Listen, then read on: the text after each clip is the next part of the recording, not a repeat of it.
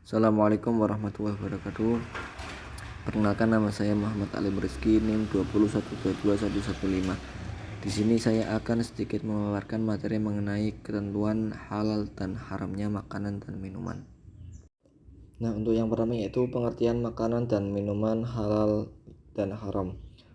Untuk yang halal yaitu makanan dan minuman halal adalah segala sesuatu yang boleh dikonsumsi menurut syariat Islam kecuali terdapat dalil yang mengharamkannya. Yang kedua yaitu haram. Makanan atau minuman yang haram adalah yang dilarang secara tegas dalam Al-Quran ataupun hadis. Selanjutnya, syarat makanan dan minuman halal. Untuk yang halal itu halal dari zatnya, tidak mengandung unsur haram. Yang kedua, halal cara mendapatkannya, bukan hasil mencuri atau menipu dan merampok.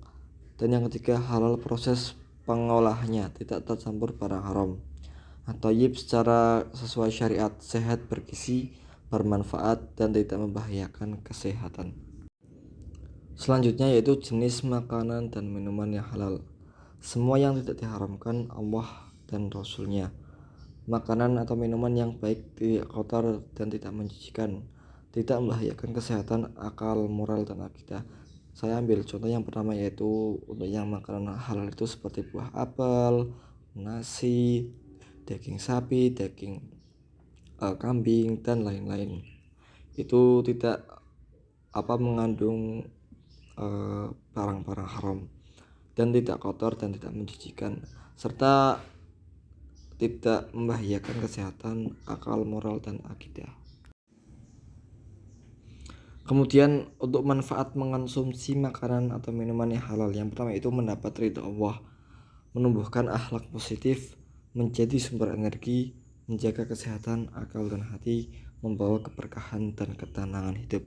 Jadi saat kita mengonsumsi makanan atau minuman yang halal itu, kita akan mendapatkan banyak keberkahan, serta kita akan mendapatkan ridha Allah Subhanahu wa taala dan menumbuhkan akhlak positif.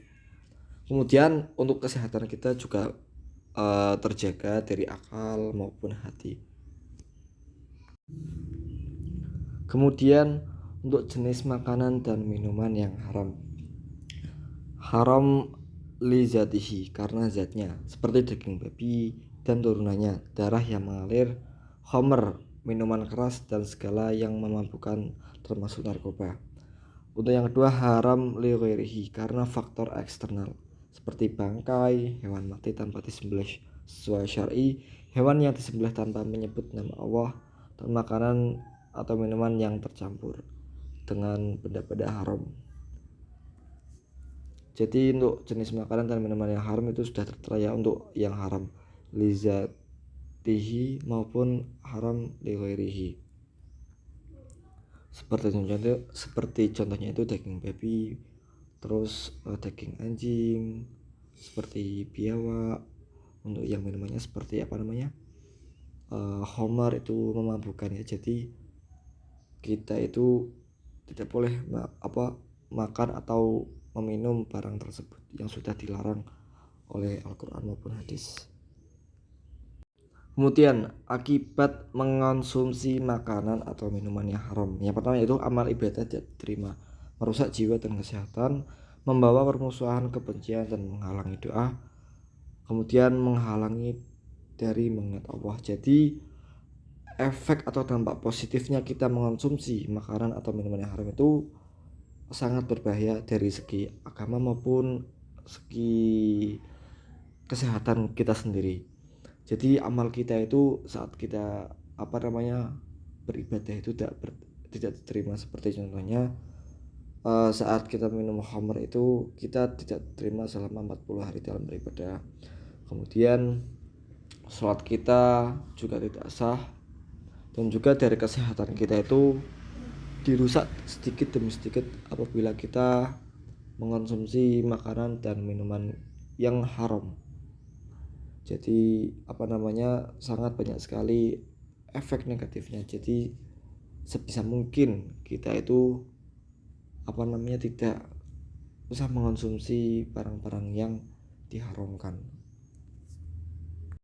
Nah, untuk kesimpulan dari materi yang saya paparkan mengenai ketentuan halal dan haramnya makan ataupun minuman itu, jadi setiap muslim itu wajib memastikan makanan dan minuman yang dikonsumsi adalah halal dan thayyib, baik dari segi zat, cara memperoleh maupun proses pengolahnya, menghindari yang haram membawa manfaat dunia dan akhirat, serta menjaga kesehatan jasmani dan rohani. Jadi sebagai umat muslim itu kita wajib menaati peraturan-peraturan yang eh, telah diatur di Al-Quran maupun di hadis. Kita itu harus melaksanakan apa yang kita suruh dan menghindari apa yang dilarang. Mungkin cukup sekian untuk pemaparan materi dari saya. Wabillahi taufiq wal hidayah. Wassalamualaikum warahmatullahi wabarakatuh.